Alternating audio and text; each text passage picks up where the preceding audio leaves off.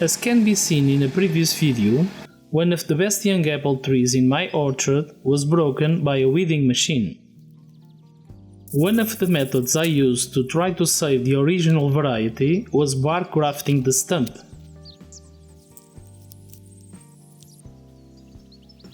You can check the original video in the link provided in the description if you want to know more details.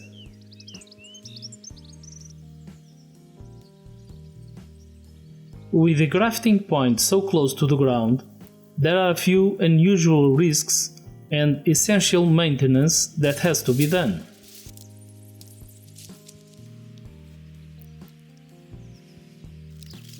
After a few weeks, the grafts were looking good, but leaving them unattended in the next few months is not a good idea. With the graft area covered by the weeds, a couple of rootstock suckers were growing unnoticed.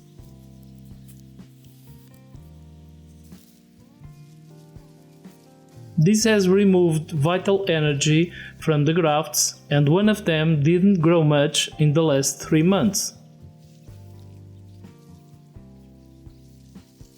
Both grafts would eventually dry out if the suckers were not removed.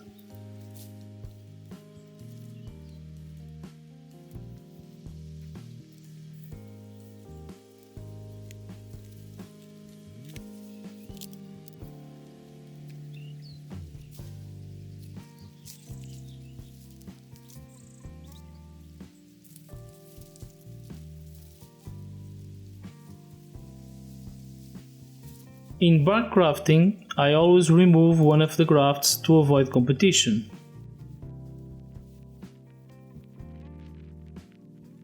This weak graft will be cut so the full resources of the rootstock can be directed to the most developed. Low branches should also be removed at this stage.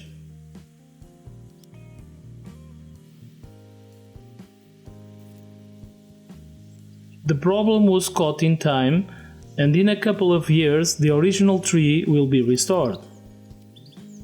The method of trying to root the broken tree trunk seems to be working until now. At least it has done a good job in keeping the variety alive, even without the help of a rootstock.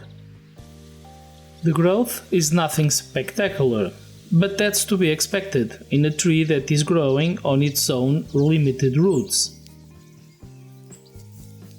The third method, grafting a scion of the variety on a new rootstock, was the safest option of the three.